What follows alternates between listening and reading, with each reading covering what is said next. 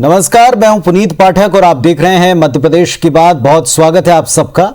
आने वाले विधानसभा चुनाव में अभी 2.5 साल का वक्त है, लेकिन मध्य प्रदेश में पार्टियों की तैयारियां तेज हैं। बीजेपी कार्य समिति की बैठक में पास राजनीतिक प्रस्ताव इसी तरफ इशारा करते हैं। टीम वीडी शर्मा की पहली बैठक हुई। राष्ट्रीय अध्यक्ष जेपी नड्डा ने जो शुरुआती सत्र था उसे वर्चुअली संबोधित किया और कांग्रेस पर एक के बाद एक बीजेपी नेताओं ने जमकर निशाना साधा। आने वाले चुनाव के लिए कार्यकर्ताओं को कई मैसेज इस कार्य समिति में मिले हैं।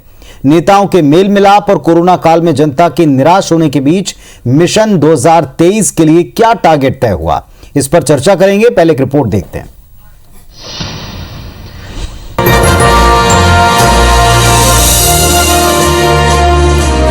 डेढ़ साल में आपको वो भी देखने को मिला और आपके समझ में आया कि दिन और रात में कितना अंतर है। आपके समझ में आया कि अमावस्या और पूर्णमासी में कितना अंतर है। आपके समझ में आया कि अंधेरा और उजाला का कितना अंतर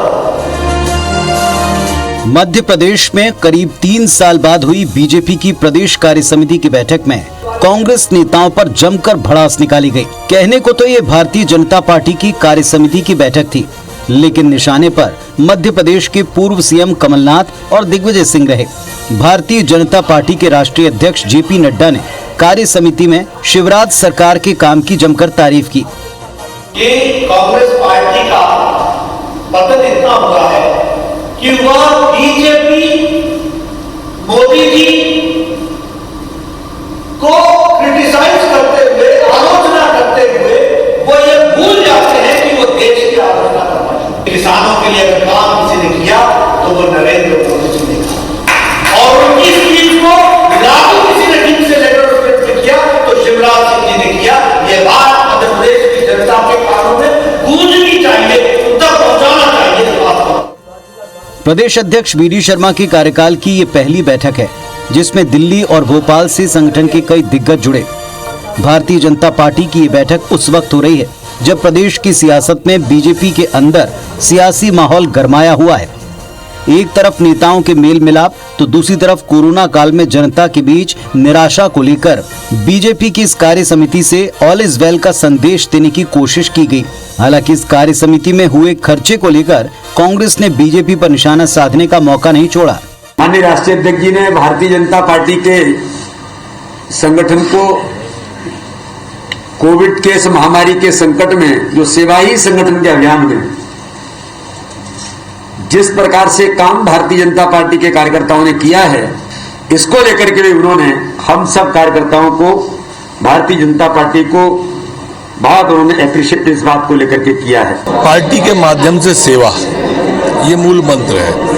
और आपने देखा भी होगा इस कोरोना के काल में हमारे संघ परिवार ने जितनी अच्छी सेवा की, भारतीय जनता पार्टी के कार्यकर्ता ने जितनी अच्छी सेवा की, हिंदुस्तान का कोई भी राजनीतिक दल ने वो सेवा का परिचय नहीं दिया। ट्रेनिंग इस कार्य समिति में अपने नेताओं को दी गई कि किस प्रकार झूठ फैलाना है। कमलनाथ जी का नाम लेकर झूठे मुद्दों की बात की गई और कांग्रेस को कोसने के लिए ऐसा लगता है कार्य समिति बुलाई गई। उपलब्धि के नाम पे शून्य थी इस कार्य समिति के अंदर। भाजपा सरकार की एक भी उपलब्धि की चर्चा नहीं। बीजेपी ने कार्य समिति की बैठक के माध्यम से कार्यकर्ताओं को राजनीतिक मैसेज देने की कोशिश की। इस बैठक में राष्ट्रीय अध्यक्ष जेपी नड्डा ने शिवराज सरकार की तारीफ की और कामों को लेकर राजनीतिक प्रस्ताव भी लाए गए। कार्य समिति ने कहा कि वीडी शर्मा के कार्यकाल में सरकार और संगठन साथ कदमताल कर रहे हैं। इसके अलावा दिग्विजय सिंह के खिलाफ निंदा प्रस्ताव पारित कर बीजेपी ने मोदी विरोधी ताकतों के खिलाफ बिगुल फूंकने का संदेश भी कार्य समिति की बैठक में दिया है। सुधीर दंडोतिया, IBC 24, भोपाल। तो हमारे साथ में दोनों पक्षों के 2 समर्थ नेता जुड़े हुए हैं। आशीष शर्मा साहब भारतीय जनता पार्टी के जिम्मेदार जनप्रतिनिधि और भूपेंद्र गुप्ता जी कांग्रेस पार्टी के सीनियर वक्ता और सीनियर लीडर हैं, प्रदेश की सियासत पर बारीक नजर रखते हैं। आप दोनों को नमस्कार, स्वागत है आपका इस चर्चा में। आशीष शर्मा जी, सीधे सीधे सवाल है, कार्य समिति की बैठक हुई, टीम वीडी शर्मा की पहली मुलाकात हो पाई, राष्ट्रीय अध्यक्ष ने संबोधन के साथ शुरुआत की, तारीफ भी हो गई, लेकिन टारगेट क्या मिला है? इसमें प्रदेश की जनता के लिए क्या आदेश मिला है पार्टी जनों? देखिए, प्रदेश की जनता के लिए तो शिवराज जी की सरकार जन कल्याण निचले स्तर तक मदद कर ही रही है। लेकिन पिछले एक वर्ष में जिस तरह कोरोना के संकट के दौरान भारतीय जनता पार्टी के संगठन ने काम किया, सरकार ने जिस तरह स्ट्रीट वेंडर की चिंता की, उन तक राशन पहुंचाया, कोलाहल भरे माहौल में इलाज की व्यवस्था की, कोरोना के संकट को बहुत अच्छे से मध्य प्रदेश की सरकार ने हैंडल किया। और अब वैक्सीनेशन हम सब कार्यकर्ताओं की भी कराने की जिम्मेदारी है। मध्य प्रदेश के प्रत्येक नागरिक की जिम्मेदारी है कि हम 100% वैक्सीनेशन के लक्ष्य को हासिल करें, क्योंकि अभी कोरोना की तीसरी लहर आने की संभावना है। और इसलिए सरकार ने और संगठन ने ये तय किया है कि हम पूरी तरीके से मुस्तैदी के साथ इस कोरोना की तीसरी लहर नहीं आए, इसके लिए भी काम करेंगे। स्वास्थ्य सुविधाओं में और वृद्धि की जाएगी, साथ ही साथ वैक्सीनेशन के लक्ष्य को अतिशीघ्र हासिल किया जाएगा। जहां तक बात है, कार्य समिति बहुत दिनों के बाद हुई, इसलिए हमारी संगठन की गतिविधियां भी वर्ष भर चलती रहती है। वृक्षारोपण अभियान भी हम सब लोगों को करना है, कल मीसाबंदियों का सम्मान भी हम लोग करेंगे। जितने भी आगामी कार्य योजना के काम है वो संगठन की इस कार्य समिति में हमें तय किए गए। जिस प्रकार का दुष्प्रचार कांग्रेस और विपक्षी दल माननीय नरेंद्र मोदी जी की सरकार के खिलाफ कर रहे हैं, उसका भी मुंह तोड़ जवाब हम सब कार्यकर्ता आने वाले समय में देंगे। आशीष जी, ये बातें एक तरफ, लेकिन अध्यक्ष जी की बात को अगर आप गौर करें तो कह रहे हैं घर घर तक, जनता तक वो काम पहुंचाएं जो सरकार ने किए हैं। विपक्ष कहता है कि सरकार की कोई उपलब्धियां थी नहीं तो जनता के बीच पहुंचाएंगे क्या। दूसरा, कोरोना काल में जिस तरह से हर मोर्चे पर नाकामयाब रही, चाहे केंद्र हो चाहे राज्य की सरकार, अब इसको साफ करने की जिम्मेदारी वापस कार्यकर्ताओं को दी गई। बड़े नेताओं ने कुछ किया नहीं। देखिए, मैं पहले भी आपसे कहना चाहता हूं कि जिस कांग्रेस की सरकार, मतलब कांग्रेस के जो नेता भारतीय जनता पार्टी की दोनों सरकारों पर आरोप लगा रहे हैं, वो खुद भी कभी अपने गिरहबान में देखें। क्या कारण है कि पोलियो मुक्त भारत बनाने में कांग्रेस को 40 साल लग गए। हम भी सवाल उठा सकते थे कि आप पोलियो की वैक्सीन नहीं दे पा रहे हैं पूरे देश को एक साथ। इसलिए कांग्रेस को ये बात सोचना चाहिए कि राष्ट्र हित में ऐसे बयान कम से कम ना दे जिसके कारण कहीं ना कहीं भारत की छवि अंतर्राष्ट्रीय स्तर पर धूमिल हो। हमारी आपस की प्रतिद्वंदिता अपनी जगह है, लोकतंत्र में विपक्षी दल को भी अपनी बात कहने का अधिकार है, लेकिन इस तरह के बयान जिससे कोरोना के वॉरियर्स के मनोबल को कम पर असर गिरता है, जिसके कारण भारत की छवि राष्ट्रीय अंतर्राष्ट्रीय स्तर पर खराब होती है, इस तरह के बयानों से बचना चाहिए। मैं ये कह सकता हूँ कि भारत से कम आबादी वाले देशों में कोरोना के कारण कितनी मौतें हुई है, जहाँ स्वास्थ्य सुविधाएं हमसे बेहतर है, जहाँ का मेडिकल साइंस हमसे कई गुना आगे, जहाँ का जनसंख्या घनत्व इतना नहीं है, और उसकी तुलना में भारत ने किस तत्परता के साथ आज कोरोना के संकट का सामना किया है, ये किसी से छुपा नहीं है। निश्चित ही मौतें ज्यादा हुई है, लेकिन भारत के काम को अगर आप अन्य देशों की तुलना में देखें जो हमसे कई ज्यादा गुना विकसित है, तो आपको लगेगा कि भारत ने बहुत अच्छा प्रदर्शन किया। ये मैं नहीं कहता, देश का आम आदमी भी कहता है। लेकिन कांग्रेस जिस तरह से सवाल भारतीय जनता पार्टी के नेतृत्व पर लगातार उठा रही है, जिस तरह से हमले कर रही है, कमलनाथ जी कह रहे हैं कि भारत महान नहीं है, उनके पार्टी के नेता कह रहे हैं कि वैक्सीन लगाने से ये खतरा हो सकता है, समय समय पर उन्होंने वैक्सीन को भी एक चुनौती की तरह बताया। तो इन सब बातों को लेकर भारतीय जनता पार्टी के कार्यकर्ता जनता के बीच जा रहे हैं, आगे भी जाएंगे, क्योंकि अब अनलॉक हो चुका है, सब चीजें खुल चुकी है, इसलिए कार्यकर्ता निचले स्तर तक जाएगा। हमने कोरोना के संकट में भी बहुत अच्छा काम किया। मध्य प्रदेश की जनता को रोजी रोटी की व्यवस्था करने का काम शिवराज जी की सरकार ने किया है। भूपेंद्र गुप्ता साहब, बहुत अच्छा काम भारतीय जनता पार्टी के नेताओं ने, सरकार ने किया है, और अब ये काम कार्यकर्ताओं को आम जन तक पहुंचाना है और सेवा का संकल्प दिलाया गया कार्य समिति में। विपक्ष इत्तेफाक रखता है इस बात। ये जो संगठन है, झूठ, फरेब, अफवाह तंत्र, इसके अलावा इनके पास कोई काम नहीं।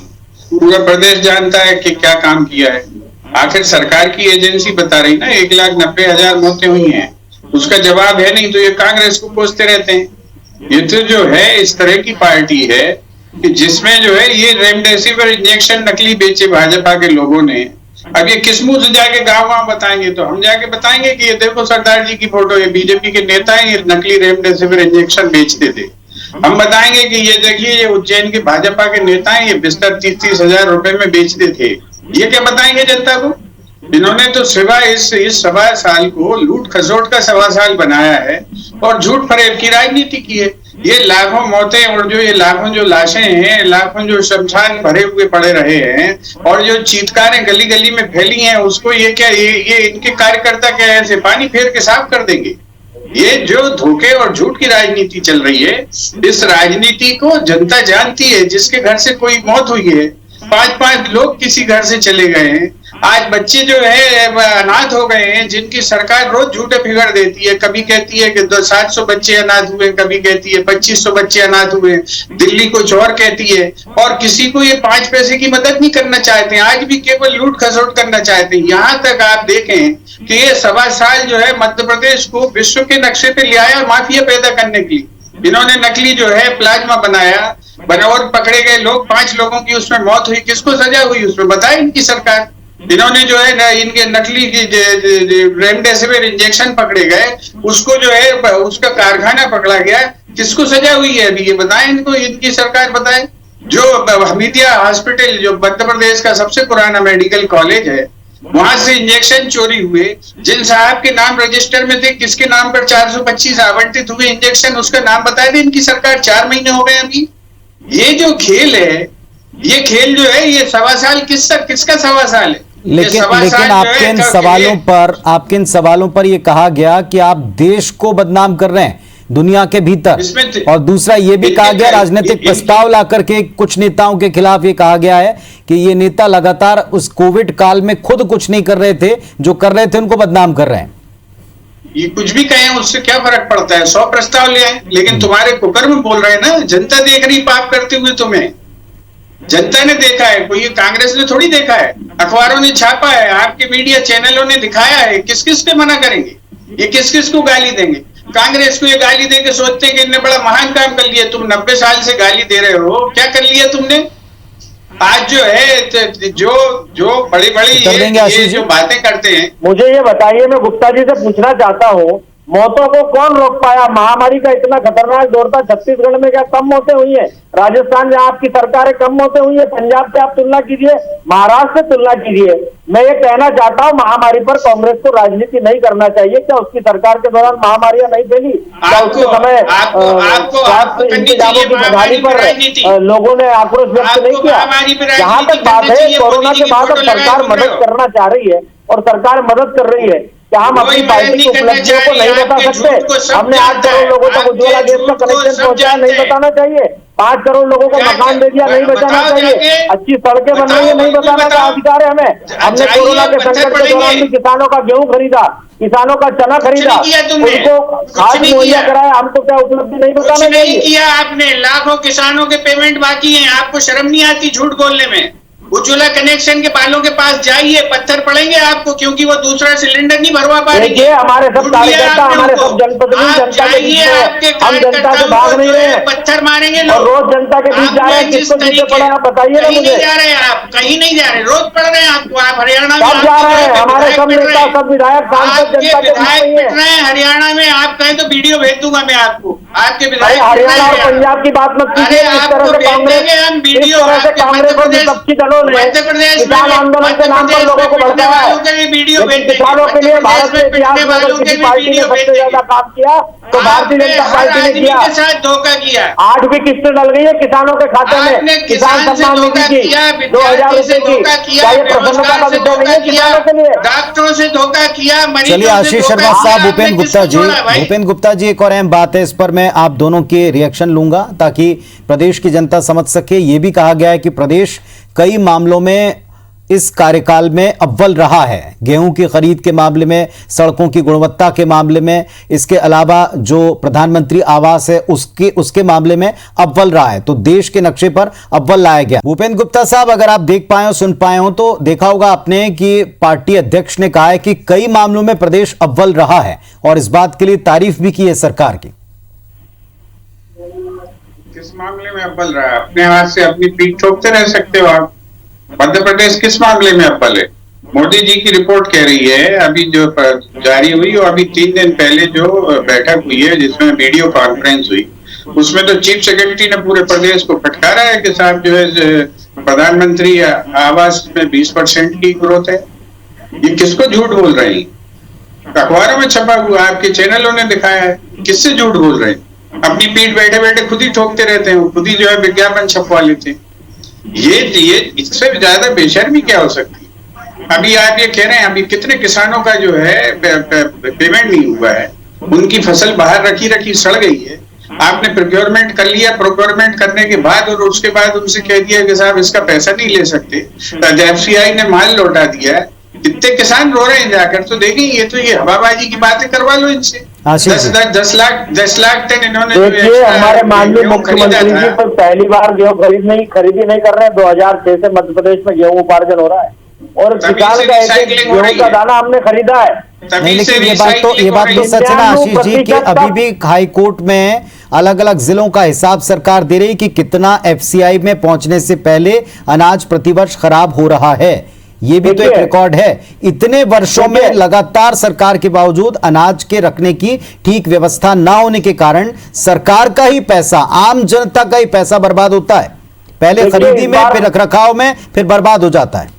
10 वर्षों की तुलना में इस बार बहुत बड़ी संख्या में वेयर हाउस हमको मिले हैं और इस कारण मैं कह सकता हूं कि लगभग अधिकांश गेहूं सुरक्षित वेयर हाउस में रखा हुआ है। इस समय हम मूंग का उपार्जन कर रहे हैं, हम उड़द का उपार्जन कर रहे हैं।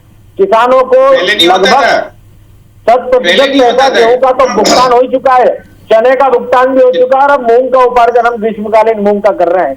कौन सी ऐसी सरकार है जो किसान की इतनी चिंता कर रही है? मैं आदरणीय गुप्ता जी से पूछना चाहता हूँ। आयुष्मान कार्ड के निर्माण में, इस योजना के संचालन में अव्वल नंबर पर पहुंचा है।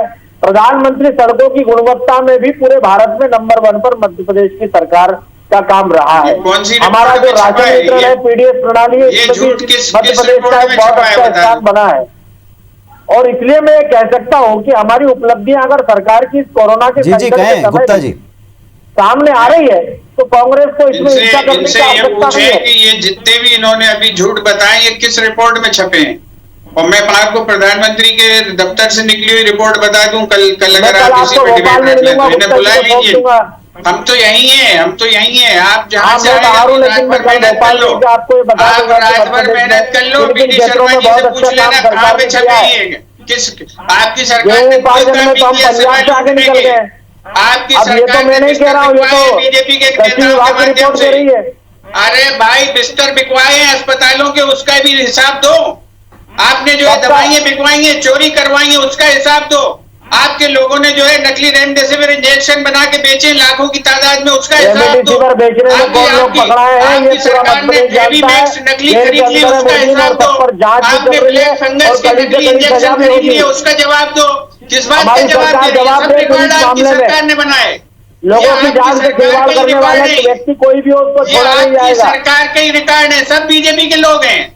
कोई हो करके मत बोलो। सही बात है, सही बात है। उस समय भी जब आपने माफिया के नाम पर भारतीय जनता पार्टी के लोगों को, चलिए मूल मकसद ये है आशीष शर्मा जी, आप भी जनता की प्रतिनिधि हैं। भूपेंद्र गुप्ता साहब भी इस बात को समझते हैं, आप भी समझते हैं कि जनता के बीच में जब ये बातें कार्यकर्ता लेकर जाएंगे तो क्या वे सवाल भी उठेंगे जो गुप्ता जी पूछ रहे हैं?